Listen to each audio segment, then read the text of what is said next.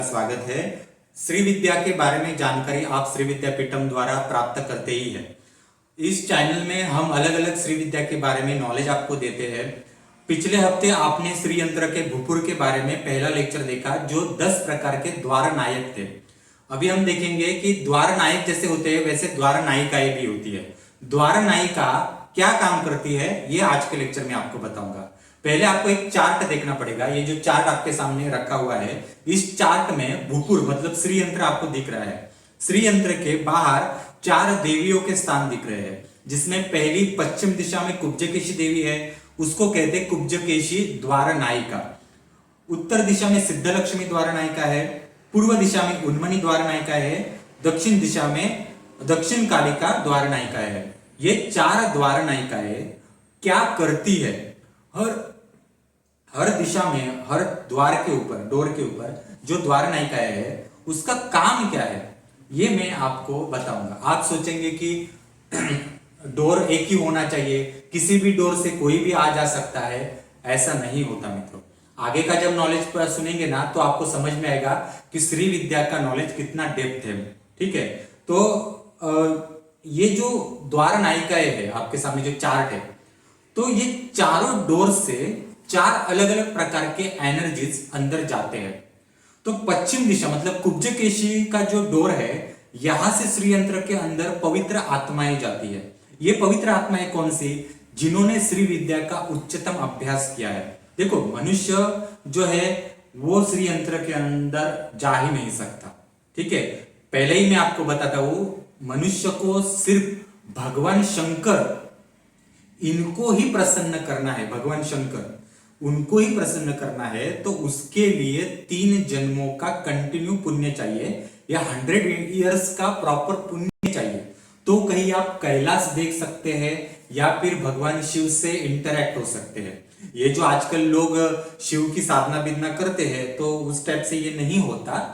तो और मैं आपको बताऊं कि शिव भी जो है ललिता परमेश्वरी के अंडर महाशिव होते हैं, और महाशिव के अंडर ऐसे सैकड़ों हजारों शिव आते हैं। तो हमारे ब्रह्मांड के शिव एक संकल्पना टोटल अलग है, उनके ऊपर महाशिव ये टोटल संकल्पना अलग है, और उसके ऊपर ललिता और उनके पति परमशिव ये संकल्पना अलग है। फिर सदाशिव ये भी संकल्पना पूर्ण रूप से अलग आती है, तथा महाकाली के पति महाकालेश्वर शिव ये भी संकल्पना पूर्ण रूप से अलग है। पार्वती के पति शिव, इनको डायरेक्टली सदाशिव नहीं कहा जाता, इनको महाकाली के पति नहीं कहा जाता, इनको ललिता के पति भी नहीं कहा जाता।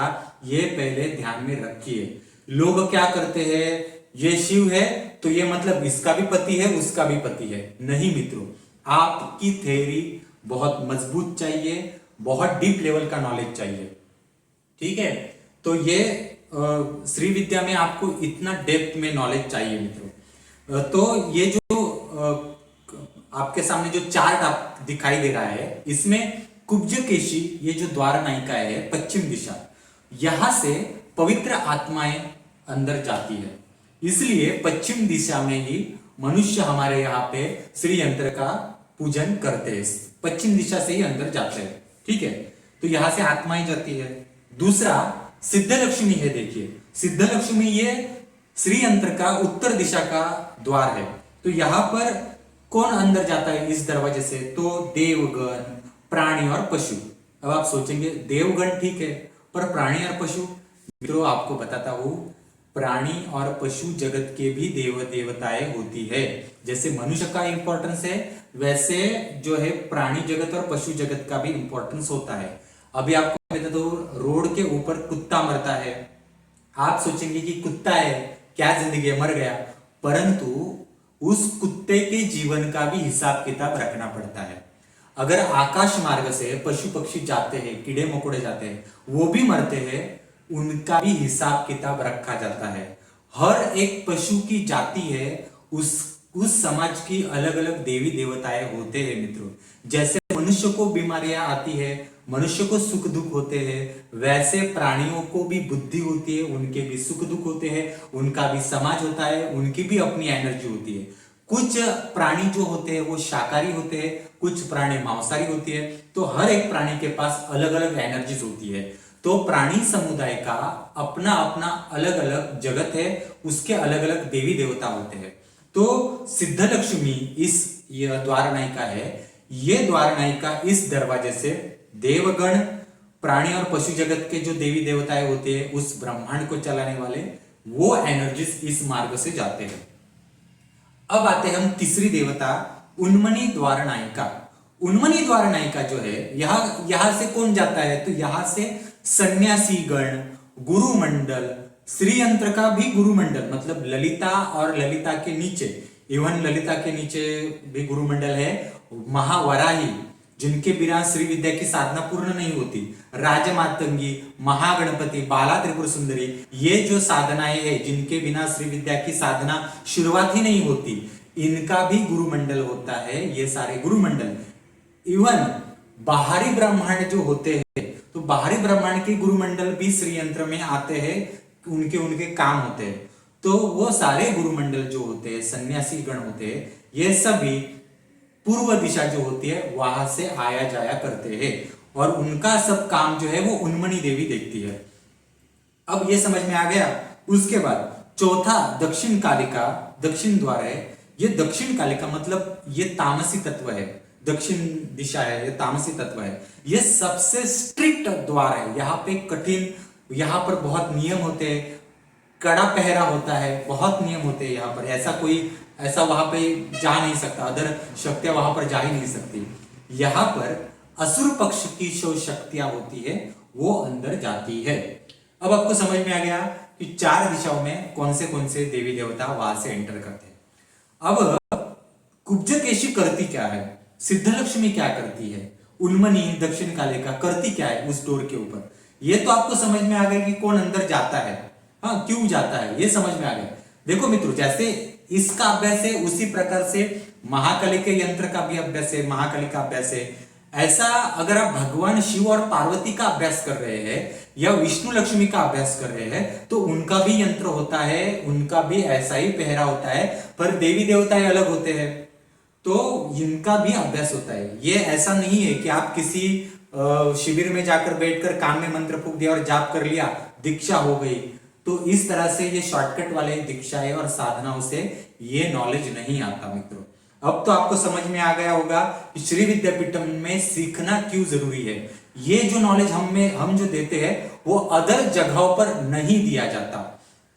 अब आगे नॉलेज शुरू करने से पहले आप हमारे YouTube चैनल शेयर कीजिए, सब्सक्राइब कीजिए। जिनको भी श्री विद्यापीठम द्वारा ऑथेंटिक साधनाएं सीखनी है, ये देखिए राजमातंगी की साधनाएं है, पितृदोष के लिए महामृत्युंजय साधना है, तर्पण अभिषेकम सिखाया है, आपको संतान सुख और संतान के लिए आगे प्रगति के लिए, और अगर 18 से 22-23 साल तक जो लोग होते, बच्चे होते हैं, उनके लिए मनसा देवी की साधनाएं है, सर्पदोष वगैरह निर्वाह करने के लिए, सिद्ध कुंजी का साधना है कुल देवी के लिए, और ये बगलामुखी की साधना है। इन सारे किताबों और साधनाओं का लाभ ले सकते हैं। सारी साधनाओं की जानकारी जो है डिस्क्रिप्शन बॉक्स में दी गई है। मुझे भी स्क्रीन पर जो नंबर दिया है वहां पर संपर्क कर सके इन साधनाओं के बारे में जानकारी प्राप्त कर सकते हैं। हमारा वेबसाइट विजिट कर लीजिए, जानकारी मिल जाएगी। और श्री विद्यापीठम में जो सिखाया जाता है वो बाकी जगहों पर नहीं सिखाया जाता मित्रों। अब हम आगे शुरुआत करते हैं। भूपुर के बारे में आपने ये 4 द्वार नायिकाएं समझ में आ गया। अब हम और आगे देखते हैं, मतलब श्री विद्या में कितना सूक्ष्म ज्ञान होता है ये आपको समझ में आएगा। अब पहली जो द्वार नायिका है पश्चिम दिशा में, वो है कुब्जकेशी द्वार नायिका। ये जो कुब्जकेशी है ना, इसको कुब्जा मतलब क्या है, कुबड़। ये ऐसी चलती है, ऐसे नीचे ऐसे झुक के चलती है, और इसके पीठ के ऊपर कुबड़ है। ये कुबड़ होने के कारण इसे कुब्जा कहा गया है। कुब्जा एक समाज है, और कुबड़ पीठ के ऊपर रखने वाला एक समाज है देवियों का। उसमें से एक देवी है कुब्जकेशी द्वार नायिका। तो ये इसके पास हड्डियों की विद्या आती है। यह अपना शरीर और अपनी हड्डियां कैसे भी किसी भी प्रकार से मरोड़ सकती है, मतलब ये जो हड्डी है कैसे भी ऐसे मरोड़ सकती है, उसको कुछ नहीं होता। ये इसकी विशेषता है। उसको तोड़ा जाए तो भी ऑटोमेटिकली जुड़ सकती है, इतनी बड़ी ताकत इसके पास होती है। केशी का अर्थ बाल भी होते हैं, केशी का अर्थ नाखून भी होते हैं। इसके नाखूनों में ज्यादा ताकत है। और इसके अस्त्र शस्त्र में आपको बताता हूं, एक हाथ में बाण, चंद्रास्त्र, त्रिशूल, और इसके हाथ में एक ना छोटी तलवार है। वो तलवार एक्चुअली वो बालों में रखती है, और एक हाथ जो होते हैं ना, अचानक से वो बालों से वो तलवार निकालती है। वो तलवार जो है वो किसी को भी दिखाई नहीं देती। कुब्जा मतलब बालों में और जो केश होते हैं इनमें छुपा कर रखना। एक कुब्जा का क का अर्थ काला भी होता है। काले घने बालों में एनर्जी छुपा के रखना, ये उसकी एक ताकत है, वो दिखाने का काम कुब्जकेशी द्वार नायिका करती है। दूसरी जो द्वार नायिका है वो सिद्ध लक्ष्मी द्वार नायिका है। जो हमने कहा देवगढ़, प्राणी और पशु जगत की शक्तियां वहां पे जाती है। तो सिद्ध लक्ष्मी मतलब क्या है कि इसे स्पेशली सिद्ध करके निर्माण किया है, इसे इसलिए इसको सिद्ध लक्ष्मी कहते हैं। देखो हमारे मनुष्य जगत में सोना एक ही टाइप का होता है, ठीक है, उसमें और कोई टाइप ही नहीं होते हमारे यहाँ सोने में। परंतु ललिता के जगत में सोने के अलग अलग प्रकार होते हैं।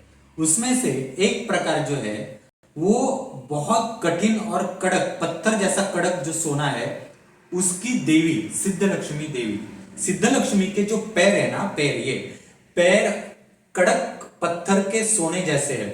ये सोना पिघलता नहीं है, कितना भी कुछ भी करो पिघलता नहीं है, इसलिए सिद्ध लक्ष्मी से स्पेशलिटी कहा गया है मित्रों।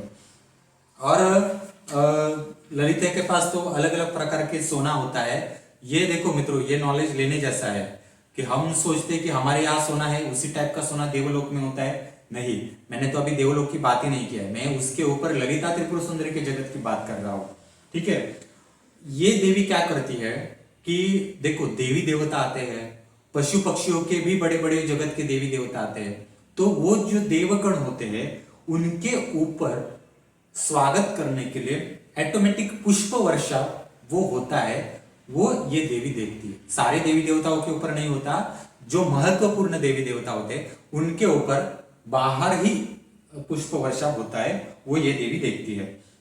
तथा ये देवताएं जब अपने घर का काम हो जाता है, मतलब उनका श्रीयंत्र में काम होने के बाद वो जब श्रीयंत्र के से बाहर निकलते हैं, तो अगर उनको कोई श्रीयंत्र में किसी देवता के पास या ललिता के पास कोई संदेश रखना है, तो सिद्ध लक्ष्मी देवी के पास वो संदेश रखे जाते हैं। इवन उनको कोई वस्तु उपलब्ध करवानी हो तो भी सिद्ध लक्ष्मी यह काम करती है। और जाते समय जब देखो देवी देवताएं जब इस मार्ग से अपने अपने लोक में चले जाते हैं, तब उनको इन देवताओं को श्री ललिता का आशीर्वाद भी दिया जाता है। तो ललिता डायरेक्ट आशीर्वाद नहीं दे सकती, तो आशीर्वाद के रूप में, मतलब आप देखिए आप मंदिर में जाते हो तो मंदिर में आपको प्रसाद दिया जाता है, या बड़े बड़े मठ होते हैं, मठ के धर्मगुरु होते हैं, तो उन धर्मगुरुओं को भी अब जब आप मिलते हो तो वो धर्मगुरु आपको भेंट के रूप में प्रसाद देते हैं।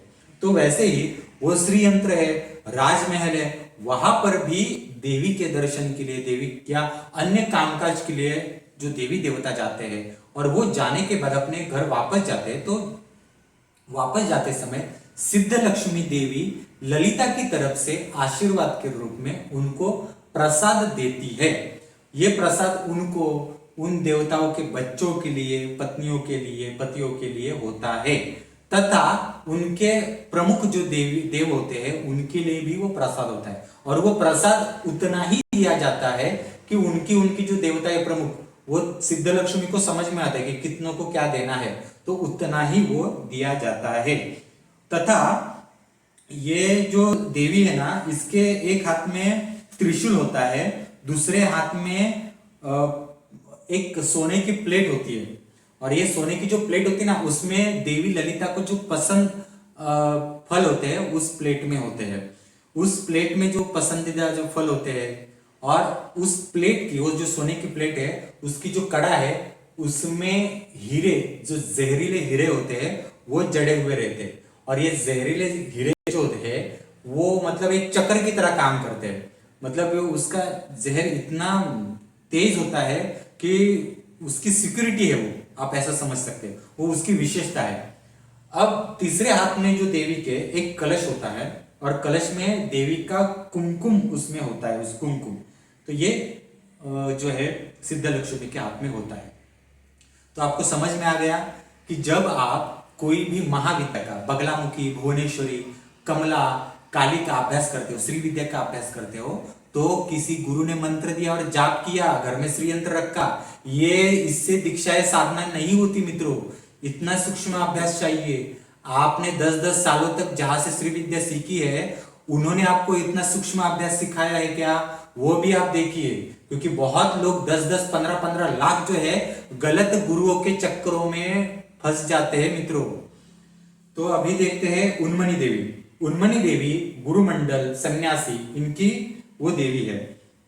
इसका जो काम है, मतलब तो वो मैंने आपको बोला ही है कि इस द्वार से अलग अलग सन्यासी गुरुमंडल आता है, बाहरी जगत का भी गुरुमंडल आता है, श्रीयंत्र के जगत का भी गुरुमंडल आता है। इवन यहां से कोई गुरु किसी विशेष काम के लिए ललिता की परमिशन लेकर बाहरी ब्रह्मांड में किसी काम के लिए चला जाता है। देखो, ललिता के बहुत सारे ब्रह्मांड है। किसी ब्रह्मांड में संदेश देना है, किसी ब्रह्मांड की निर्मिति करनी है, किसी ब्रह्मांड में कुछ प्रॉब्लम हो चुका है, या किसी ब्रह्मांड में किसी देवता को कुछ सिखाना है, कुछ करना है, तो ललिता की या ललिता के अंडर अन्य देवी देवता होते हैं, उनकी परमिशन लेकर, वराही, मातंगी, इनकी परमिशन लेकर कोई गुरु इस द्वार से बाहर निकलता है, तो उन्मनी देवी जो है यहां पर उनको एक आशीर्वाद देती है। और ये जो आशीर्वाद है वो ललिता की तरफ से आशीर्वाद होता है कि वो काम सफल हो जाए। तो ये सारे जो काम है वो होता है। उस प्रकार से दक्षिण कालिका का भी है। तो ये मित्रों बहुत डेप्थ में नॉलेज है। और भी है, उन्मनी देवी क्या करती है, उसके अस्त्र शस्त्र कौन से है, दक्षिण कालिका के अस्त्र शस्त्र कौन से है, ये सारा नॉलेज जो है हमारे वेबसाइट से आपको मिलेगा। लेक्चर में आपको मैं और डिटेल नहीं बता सकूंगा, क्योंकि ये बहुत डिटेल मैंने बताया। आप हमारा वेबसाइट विजिट कीजिए तो आपको और डिटेल जानकारी मिलेगी। आपको अगर श्री विद्या की और बगलामुखी की और जानकारी चाहिए तो श्री विद्या एसेंशियल, एडवांस श्री विद्या एसेंशियल, ये नॉलेज बेस्ड कोर्सेस है। Baglamukhi essential knowledge based courses है। ये कोर्सेस कीजिए तो आपको डेप्थ में नॉलेज मिलेगा मित्रों। धन्यवाद। हमारा यूट्यूब चैनल शेयर कीजिए और सब्सक्राइब कीजिए मित्रों।